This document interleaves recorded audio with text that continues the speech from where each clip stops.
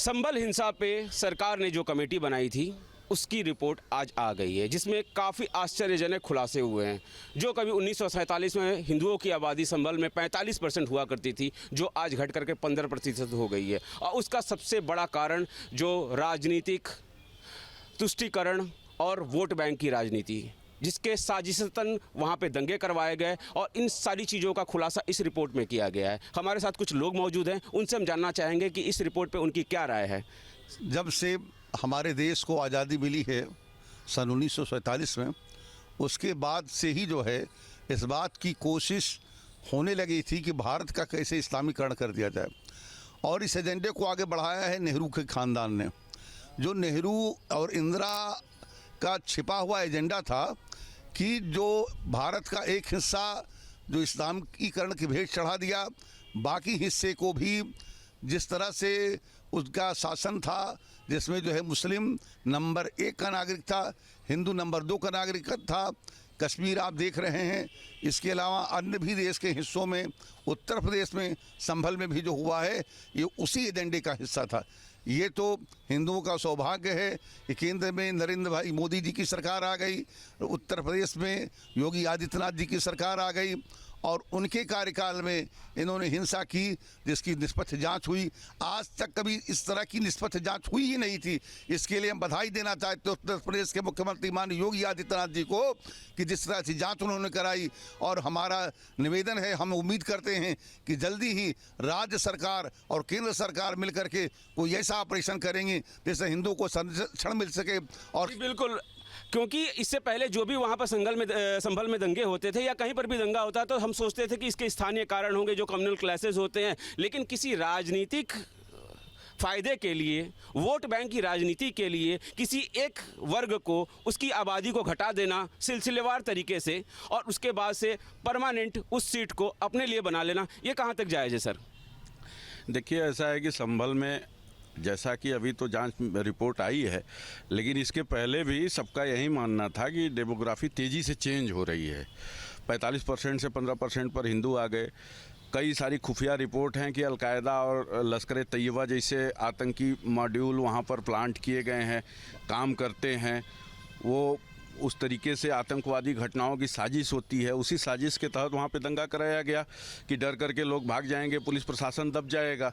चूँकि अब सरकार के पास जो रिपोर्ट आई है उसके हिसाब से वहाँ पे पता चला है, अन्यथा उत्तर प्रदेश और भारत के अन्य कई प्रदेशों में इस तरह से डेमोग्राफी चेंज करने की साजिश चल रही है, काफ़ी दिन से चल रही है। रिपोर्ट में ये भी कहा गया है कि इन दंगों को किस तरह से रोका जा सकता है, क्या क्या उपाय इसके होने चाहिए। ठीक है, इस मुद्दे पे भी मैं पीछे भाई साहब हैं, उनसे मैं राय लेना चाहूँगा। अब सरकार को ही जागरूक रहना होगा और इन ऐसे बढ़ते हुए ऐसे कार्यों को रोकने के लिए ठोस कदम उठाने होंगे, और संदिग्ध लोगों पर कड़ी जाँच करके उनको निरुद्ध करना होगा। संदिग्ध लोगों पे कड़ी जांच करके उन्हें निरुद्ध, उनको जेल के सलाखों में डालना होगा, और दंगे की स्थिति में एक व्यापक रूप से फैलने से के पहले ही उसको रोकना बहुत ज़रूरी है। सर, क्या कहना चाहेंगे इस पूरे मुद्दे पे आप? देखिए, ये जो मुद्दा आया है कहीं ना कहीं इससे ये साबित होता है कि अभी भी हिंदू नहीं जागेगा तो आगे भविष्य में कभी जागरूक नहीं हो सकता है। क्योंकि उत्तर प्रदेश की सरकार, माननीय मुख्यमंत्री योगी आदित्यनाथ जी की जब 2017 से सरकार बनी है, जब से हिंदू कुछ जागरूक हुआ है, वरना हिंदुओं को इससे पहले धर्म के बारे में बताया ही नहीं गया है उसको कि हाँ, आपके धर्म के बारे में क्या क्या चीज़ें होती हैं। और बात कर रहे थे ये कांग्रेसी कि संविधान लेके अभी इन लोग धरने पे उतरे थे, बड़े संविधान वाले के हक में बात करने वाले हैं। संविधान की धज्जियाँ उड़ाने वाले ये खुद हैं, मुसलमानों को खुल के सपोर्ट करने वाले ये खुद हैं। वो पाकिस्तान के घुड़वेसिया आके हिंदुस्तान में मार के चले जाते थे, उसके बाद ये सिर्फ निंदा करते थे, इनके पास और कोई तो चीज़ थे ही नहीं। उसके बाद जिनके घर वाले हवाई प्लेन में जाके बर्थडे बनाते हों, वो माननीय प्रधानमंत्री नरेंद्र मोदी जी ने ये करके साबित दिखा दिया है कि वो बस के अंदर किस तरीके से जाके धरना कर रहे हैं। तो उनकी हैसियत दिखा दी गई है, और जिस तरीके से वहाँ पर दंगा हुआ है उससे यही साबित होने वाला है कि उत्तर प्रदेश की सरकार, माननीय मुख्यमंत्री योगी आदित्यनाथ जी की सरकार पूरी प्रचंड जीत के साथ जिस तरीके की जनता ने जिताने काम किया है, जनता के हित के लिए वो काम करते हैं, और बहुत ही बढ़िया और बहुत ही बड़ा एक निर्णय आने वाला है कुछ ही समय के बाद। जैसा कि इस रिपोर्ट ने दावा किया है, उससे तो लग रहा है कि यूपी के राजनीति में बाबर का जिन एक बार फिर से आ गया है वापस, और ये जो मुद्दा है अब ये यहीं रुकने वाला नहीं है। संभल दंगे की न्यायिक आयोग जांच कमेटी ने अपनी रिपोर्ट शासन को सौंप दी है। इस पर बात करने के लिए मुरादाबाद के कुछ लोग हमारे साथ हैं, इनसे सीधी बात कर लेते हैं। जांच कमेटी ने आज शासन ने रिपोर्ट सौंप दी है। सूत्रों के हवाले से खबर है कि इस रिपोर्ट में कहा गया है कि हरिहर मंदिर के ऐतिहासिक अस्तित्व के साक्ष्य मिले। क्या कहेंगे? हरिहर मंदिर के शासन में क्या बोले? साक्ष्य मिले हैं। हाँ, मिले हैं। अच्छा, रिपोर्ट में ये भी बताया जा रहा है कि आजादी के वक्त संभल में 45% हिंदू हुआ करते थे, लेकिन आज के वक्त में 15 से 20% हिंदू संभल में रह गए। तो हो गए होंगे, बिल्कुल हो गए होंगे। आजादी के टाइम पे 36 करोड़ लोग थे। 36 करोड़ में से 31 करोड़ हिंदू थे, 3.5 करोड़ जो है मुस्लिम थे। मुस्लिम बढ़ गए 7 गुना, हिंदू बढ़े 3 गुना। तो संभल क्या, पूरे देश का हाल देखो। 45% से जो है 15% रहेगा तो सच्चाई है, रिपोर्ट सही है, गलत क्या है? कि कुछ और लोग उस बात कर देते हैं। अरमान जी, जैसे कि रिपोर्ट में कहा गया है, सूत्रों के हवाले से खबर है कि 45% हिंदू हुआ करते थे, आज 15 से 20% हिंदू संभल में है। अब सवाल यह है कि दंगे या और तुष्टिकरण की राजनीति ने शहर की डेमोग्राफी बदली है। इमरान भाई, आप काफ़ी टाइम से इंटरव्यू कर रहे हैं और माशाल्लाह अच्छे पत्रकार हैं। मैं बताना चाहूँगा, सियासत कुछ इस तरह आवाम पर एहसान करती है। सियासत कुछ इस तरह आवाम पर एहसान करती है, पहले ये आंखें छीनती है, बाद में चश्मे दान करती है। तो ये जो भी हो रहा है ना, ये एक राजनीति और एक सियासत के तहत हो रहा है। जहाँ तक हरिहर मंदिर या जामा मस्जिद का है, तो आज़ादी के बाद एक बरसी पैक्ट बना और बरसी पैक्ट के बाद ये तय हो गया था बाबरी मस्जिद के बाद कि अब जो चीज़ जहाँ है वहीं रहेगी, जो है स्थिर रहेगी। कहाँ कहाँ मंदिर, कहाँ कहाँ मस्जिद, कहाँ कहाँ गुरुद्वारे, कहाँ कहाँ बौद्ध ढूंढोगे, एक के बाद एक चीज़ कोई ना कोई निकलती रहेगी। और रही आबादी की बात, तो कहीं तो ये लोग हमें ये कहते हैं कि हम जनसंख्या बढ़ाने में बहुत तेज़ हैं। अरे मेरे भाई, अगर हम जनसंख्या बढ़ाने में तेज़ हैं तो उसका एक कारण ये भी हो सकता है, आपको 2 चाहिए, हमें 6 चाहिए, तो हम 3 गुना तो फिर वैसे ही हो गए। उसके बाद एक कारण पलायन या कम आबादी का रहा, तो उसके बाद एक ये भी हो सकता है रोजगार के अंतर्गत, या कोई और भी चीज़ हो सकती है। तो ये सारी चीज़ें हैं, इन चीज़ों पर हमें गहनता करनी चाहिए। उस ईश्वर ने हमें सबसे पहले इंसान बनाया है। हिंदू और मुसलमान की ये राजनीति से हम बहुत पीछे चले गए, बहुत पीछे चले गए। हमें सोचने की ज़रूरत है, हमें सभी भाइयों को, इस मुल्क की तरक्की के लिए, आवाम की तरक्की के लिए, कि हमें कैसे कदम उठाने चाहिए। क्या सवाल ये है कमलदीप जी कि जो इतनी आबादी 45% से 15 से 20% रह गई, क्या दंगे हैं या तुष्टिकरण की राजनीति है? ये सब तुष्टिकरण की राजनीति है, कोई दंगे का प्रभाव नहीं है। भाई ने हमारे अभी बताया भी था कि संभल में ऐसा नहीं है कि हिंदू अगर वहां से गए हैं तो इस वजह से गए होंगे कि हो सकता है कि वो रोजगार के लिए गए हों। और बहुत सी जगह देखा जाता है कि जब हिंदू कम हो जाते हैं, बेच बेच के अपनी जगह जाते हैं, तो बाहर जाके अपनी कहीं कॉलोनियां बना लेते हैं, वहां शिफ्ट हो जाते हैं। तो संभल से कोई, मैं समझता हूँ, हिंदुओं की संख्या कम नहीं हुई है और बढ़ गई होगी मेरे हिसाब से। कम होने का तो मतलब ही नहीं होगा। ये कौन सा बताइए जी, संभल की बात चल रही है कि साहब चले गए होंगे, इधर चले गए होंगे।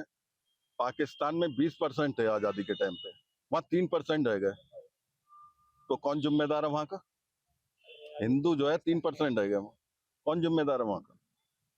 देखिए, इसे कहीं ना कहीं राजनीतिक रूप देना मैं चाहूँगा, क्योंकि 2012 जब समाजवादी की सरकार आई तो संभल में एक तरफा समाजवादी का राज चला, वहाँ पे टोटल मुसलमानों का राज चला, जिसके चलते वहाँ पे जो दीपा सराय कभी हुआ करती थी वो टोटल जो है हिंदुओं का गढ़ माना जाता था।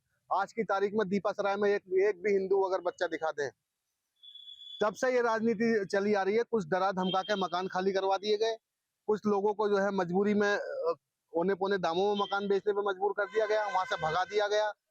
आज की जो संभल की स्थिति है, वहाँ हिंदू नाम मात्र का बचा है। इनका उद्देश्य ये था कि हिंदुओं को यहाँ से हटाने के बाद में यहाँ जो है टोटल मुस्लिम राज जो है अपनाया जाए। मेरा मानना यह है कि इस मामले को बेवजह की का तूल दिया जा रहा है। जहाँ तक इस रिपोर्ट का सवाल है, मालूम नहीं किन आधार पर तैयार की गई है ये रिपोर्ट, क्या आधार इसके रखे गए हैं, लेकिन जहाँ तक हिंदू आबादी कम होने की बात है, तो मुमकिन है कि वहाँ पर आबादी का रेशियो जो है वो यही रहा हो जो कि अब दिखाया जा रहा है। तो इसमें कम हुई है, इसका कोई साक्ष्य किस तरह के प्रमाण है वो समझ में नहीं आता है। लेकिन हर जगह आबादी बराबर हो, आबादी का संतुलन जो है क्षेत्रों के हिसाब से और ज़िलों के हिसाब से कम बढ़ती रहता है। हो सकता है ये रेशियो वहाँ पर शुरू से ही रहा हो। पुष्टिकरण है। अब मैं मिसाल के तौर पर, आप सिविल लाइन में है, जिगर कॉलोनी है, शर्मा जी भी वहीं रहते हैं, मैं भी वहीं रहता हूँ। एक ज़माने में यहाँ 80% हिंदू हुआ करते थे, ठीक है ना शर्मा जी, बताइए हुआ करते थे। मुझे एक बार, आज वो है तो शहर में ही, लेकिन मैं एक चीज बताना चाह रहा हूँ, अरे भैया वो भी से ये बताएं, यहाँ से लोग चले गए, आज 80% मुस्लिम हो गए, यहाँ कौन सा दंगा हुआ, यहाँ कौन से झगड़े हुए, कौन सी लड़ाई हुई जिगर कॉलोनी में? संभल को दंगे को लेकर के आज न्यायिक जांच टीम ने 3 सदस्यीय टीम ने मुख्यमंत्री योगी आदित्यनाथ को रिपोर्ट सौंपी है। इसको लेकर के बताया गया है कि सूत्रों के हवाले से कहा जा रहा है कि रिपोर्ट में जो हरिहर मंदिर है उसके कुछ साक्ष्य मिले। इसको लेकर के जो 3 सदस्यीय न्यायिक जांच आयोग टीम थी उसने जो रिपोर्ट मुख्यमंत्री योगी आदित्यनाथ को सौंपी है। मेरे साथ यहाँ के कुछ लोग हैं, यहाँ संभल के स्थानीय लोग, इनसे जानते हैं आखिर क्या है, क्या पूरी जानकारी है। देखिए, मैं सबसे पहले योगी आदित्यनाथ जी को धन्यवाद देना चाहूँगा, हमारे माननीय मुख्यमंत्री जी को, कि उन्होंने यहाँ पर एक जांच आयोग बैठा करके और यहाँ की सत्यता को उजागर करने का काम किया है। और न्यायिक आयोग ने बहुत ही सुंदर काम किया है और यहाँ की जो वास्तु स्थिति है उसको उजागर किया है।